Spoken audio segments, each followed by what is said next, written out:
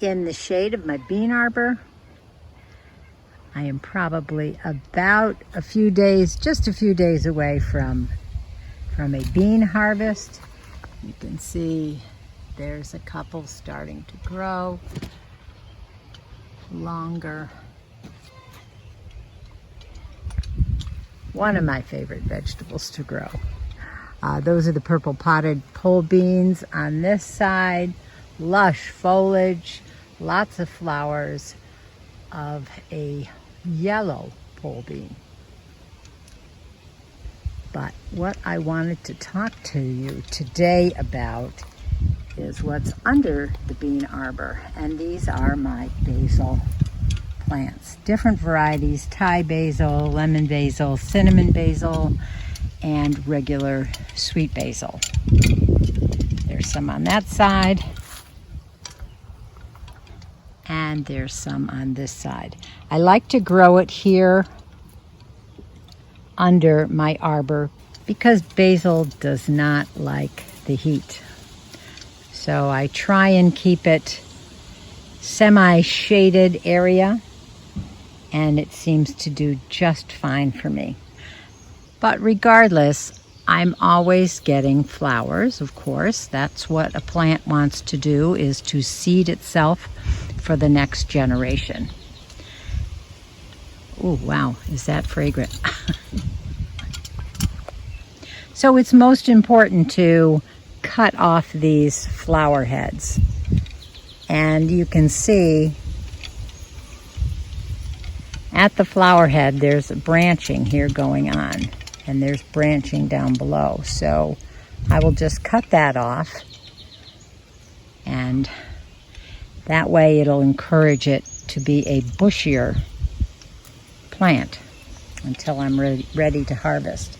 Here's another one here. Just cut off, just going to cut off these flower heads right here.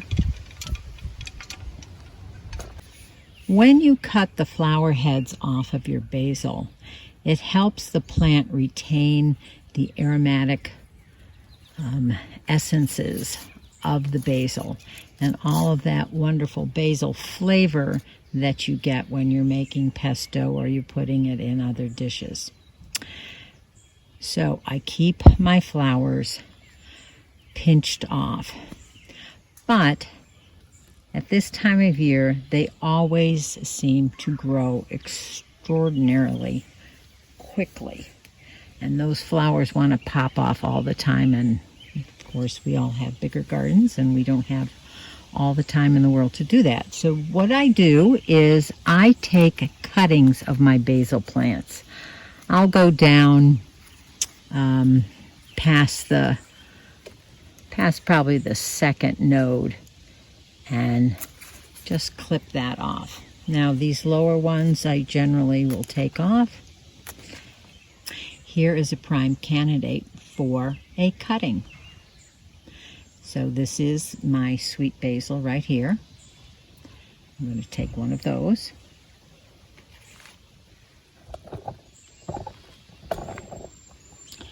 Over here I have some of the cinnamon basil.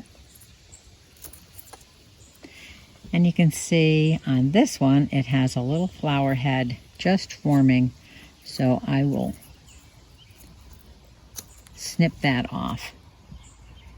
And there's another cutting. And I'm going to go around, I'm going to take some more cuttings of the lemon.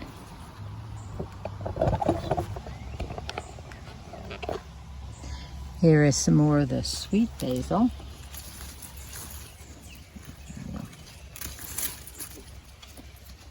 Pruning it like this also helps it to retain a more bushy stage.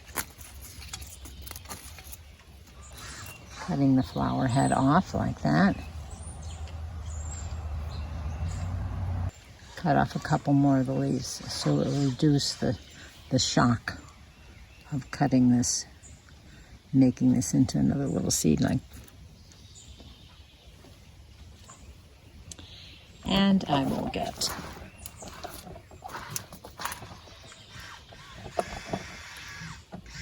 this is a a lemon.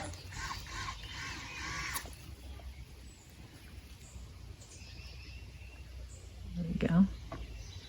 And I'll cut these off here.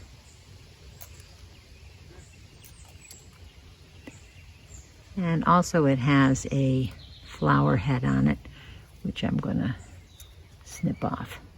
And this is what I'm left with. I'll probably get a couple more candidates just to ensure a good crop.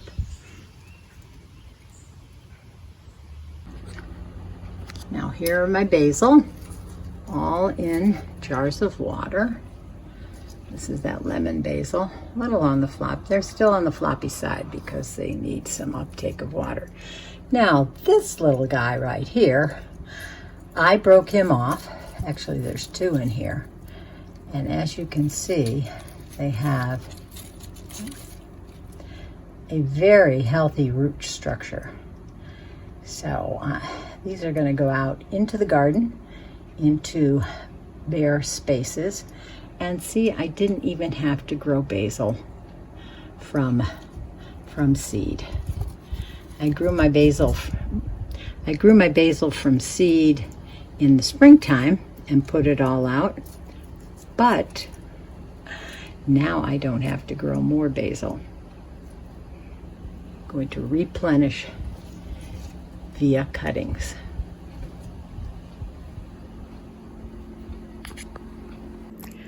So there you go, another way of propagating basil in the garden instead of growing it from seed this time of year. Much longer process. Just take cuttings. You can even, I think, take the basil that you buy in the grocery stores, plop that in water, and it should root. So cinnamon basil I have, lemon basil, Thai basil, which is still out in the garden. I'll take a couple cuttings, and the sweet basil. So make sure you pinch those flowers off. That way the basil will retain all of that aromatic and all of that wonderful basilness for your pestos and your teas and whatever else you might use it for. So good luck with that. Give it a try. And until the next time that we can go digging in the garden, happy gardening. Bye.